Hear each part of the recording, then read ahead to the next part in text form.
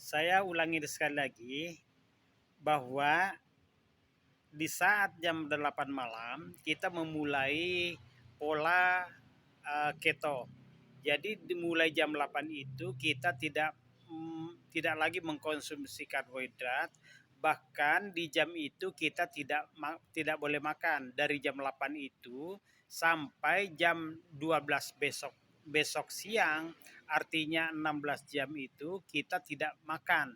Yang ada hanyalah minum air putih, bisa juga minum kopi, bisa juga minum teh, bisa minum ada nanti istilah air cuka, ada juga nanti kaldu, ada juga iha.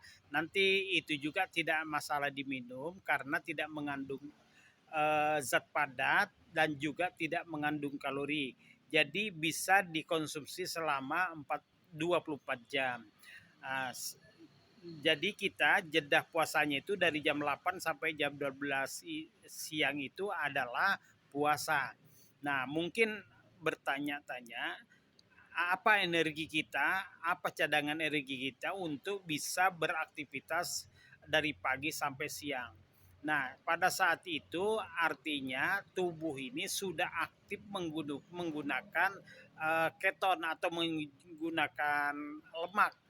Lemak dijadikan keton dan untuk selanjutnya dijadikan energi sampai jam 12. Bahkan andaikan jam 12 kita belum lapar, mungkin diteruskan sampai jam 2. Tapi di jam 12 atau jam 2 itu memang sudah masuk jeda makan. Nah, kalau sudah jeda makan memang dianjurkan atau uh, bisa juga diperpanjang puasanya sampai sepanjang mungkin. Tapi memang di jam 12 itu udah jeda makan, jadi manfaatkan aja untuk makan. Apa yang dimakan pada saat itu? Yang dimakan itu adalah, nah, bukan karbohidrat lagi. Jadi kita sudah tidak lagi makan yang punya unsur-unsur karbohidrat. Nah, nanti ada nasi, ada tepung, dan segala turunannya. Turunannya kan banyak. Ada mie, ada roti, ada kue, ada snack, ada biskuit. Itu sudah kita lepas. Kemudian termasuk buah itu juga mengandung banyak karbohidrat, utamanya yang manisnya. Kemudian juga kita tidak mengkonsumsi lagi minuman-minuman yang mengandung unsur gula. Ya, jadi yang kita makan dari jam 12 itu adalah semua unsur makanan yang berasal dari hewani. Hewani apa saja? Ya termasuk telur, kemudian segala jenis makanan, segala jenis ikan, kemudian dari segala jenis daging yang berkaki empat yang tidak bertaring itu juga semua dimakan, termasuk sapi, kambing, domba, rusa dan lain sebagainya. Kemudian kita makan juga semua unggas, jadi yang terbang seperti bebek, kemudian ayam dan lain sebagainya. Nanti ada juga tambahan bahwa semua makanan dari jeroan, ya. Jadi semua jeroan dari binatang juga kita bisa konsumsi. Juga telur, ya. Jadi unsur makanan ini sangat banyak sekali, apalagi bisa divariasi masaknya, bisa dibakar, bisa digoreng, bisa dikasih masak kuah dan lain sebagainya. Jadi insya Allah kita tidak perlu kehabisan makanan dan makanannya juga masih bisa dapatkan lah.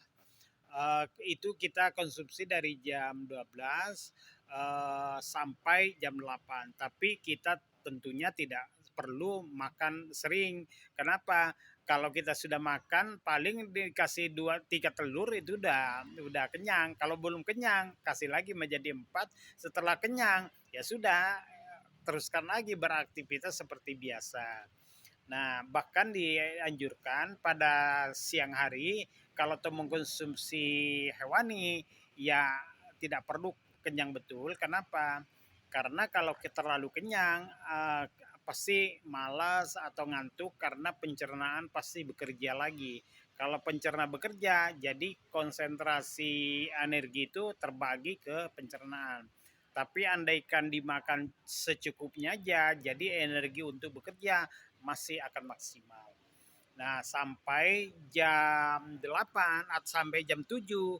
Nah, ini berarti tinggal saja menuju jam 8 ya kita manfaatkan untuk makan hewan ini lagi.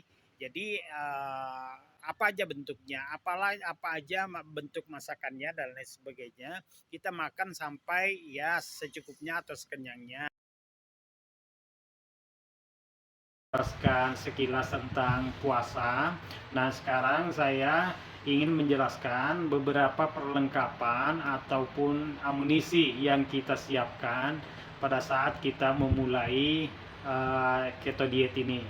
Ya, yang pertama kita siapkan VCO, Virgin Virgin Coconut Oil. Nah, itu kita siapkan karena di setiap malam sebelum tidur kita minum 2 sendok makan, ya, 2 sendok makan. Kemudian pada saat kita bangun pagi, kita minum lagi 2 sendok makan. Katakanlah bangun jam 5 atau jam 4 kita minum 2 sendok. Nah, 3 jam kemudian, katakanlah jam 7 kita minum lagi 2 sendok makan. Nah, 3 jam kemudian, katakanlah jam 10 kita minum lagi 2 sendok makan. Kemudian di jam 12 sekali lagi kita minum, ya. Jadi mungkin kurang lebih 8 sendok ya. Jadi mungkin aja nanti cuma 6 sendok pun tidak ada masalah. Andaikan lebih pun tidak ada masalah, ya. Untuk apa? Nah, PCO ini pada saat kita transformasi dari metabolisme karbohidrat menjadi lemak. Nah, ini sebaiknya disiapkan dan diminum karena pada saat lemak belum tersedia dalam tubuh atau energi lemak belum tersedia atau ketonnya belum tersedia maksimal, maka VCO bisa menghandle lebih cepat karena VCO ini tidak perlu dicerna dalam pencernaan, tidak perlu dicerna tapi langsung dipecah menjadi energi, ya. Itu. Nah, yang kedua, siapkan juga teh hijau. Nah, teh hijau ini kita minum setiap kita habis makan, ya. Nah, biasanya yang kita misalnya jam 12 kita sudah makan. Nah, setelah makan kita minum teh hijau. Teh hijau. Kemudian nanti pada saat refill kemudian atau makan di jam malam, jam 7 atau jam 8. Nah, setelah makan kita minum lagi teh hijau. Jadi 2 kali setiap habis makan. Oke ya. Nah, yang ketiga juga kita minum kita siapkan juga. Nah, garam ya, garam sama cuka. Jadi cuka nanti kita mengkonsumsi atau kita minum setiap hari 2 atau sampai 3 sendok, 3 sendok makan ya, dikasih garam sedikit secukupnya, kemudian diaduk dengan air, bisa segelas, bisa 1 liter ya, dicampur dengan air putih. Jadi kita minum sampai habis dalam 1 hari ya, setiap hari 2 atau 3 sendok dicampur garam. Kemudian kita siapkan juga garam Himalaya ini untuk diemut ya, diemut ini disiapkan untuk diemut. Kenapa? Karena saat kita mengikuti pola diet keto, nah kita biasanya banyak buang air kecil, jadi mineral banyak terbuang bersamaan dengan air. Nah, apabila terjadi, maka solusinya adalah garam Himalaya ini kita emut ya, kita emut. Oke. Kemudian nah, satu lagi, mungkin ini tidak terlalu tidak diwajibkan, tapi ini sangat membantu, yaitu kaldu tulang ya. Kaldu tulang artinya tulang ataupun ceker kita rebus dengan air. Nah, setelah itu airnya kita saring dengan ketat untuk diminum. Nah, untuk kita minum karena kaldu ini mengandung juga lemak ya, mengandung lemak. Jadi itu kita minum di jeda puasa tidak ada masalah. Kenapa? Karena cairan, tidak ada ampasnya ya. Nah, itu untuk apa? Itu juga kaya mineral, juga digunakan untuk menghalau pada saat kita agak lapar ya. Karena kaldu ini kalau kita minum terasa agak kenyang. Bahkan di jam 12 kita belum lapar karena dukungan kaldu ini ya. Kemudian satu lagi kopi. Nah, kopi ini sangat populer di pola keto diet ini di maksimal dimanfaatkan ya. Kopi ini diminum karena dengan kopi kita bisa lebih kuat, kemudian menekan darah juga, kemudian kita kuat juga dan bertahan cukup lama dalam keadaan kita tidak makan. Nah, kemudian ada juga mungkin aja ada teman-teman yang minum PCO atau virgin coconut oil itu agak sulit karena bentuknya minyak. Nah, itu pun kita bisa campur dengan kopi. Jadi kita campur PCO-nya ini dengan kopi. Nah, kalau perlu kopinya kita pakai kopi Nescafe karena Nescafe itu tidak ada ampasnya. Karena kalau ada ampasnya itu berarti menggagalkan puasanya kita. Jadi pakai Nescafe atau kopi kafe ya yang tidak ada ampasnya. Nah, untuk memudahkan kopi ini dicampur dengan PCO dan diaduk dengan diaduk dengan dengan blender ya, dengan blender. Nah, dengan blender nanti setelah diaduk dengan air panas dan di blender itu rasanya memberi rasa yang berbeda ya.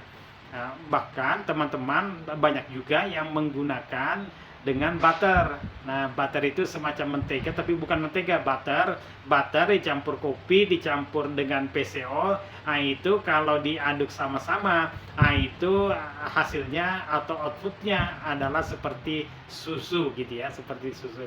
Tapi itu juga mengenyangkan ya. Walaupun sebagian teman juga tidak memakai butter karena butter dianggap merusak puasa. Nah, ada lagi satu hal yang tidak kalah pentingnya, kita menyiapkan imunator honey. Imunator honey atau IH. IH ini bentuknya seperti madu, manis tapi bukan madu ya. Nah, nanti kita gunakan, ambil setengah sendok teh dimakan. Itu satu versi dimakan, ada juga versi yang lain itu diusap di bawah lidah. Nah, ada juga versi yang lain diusap di dua jalur, yaitu jalur BAK sama jalur BAB ya. Nah, itu untuk memaksimalkan penyembuhan.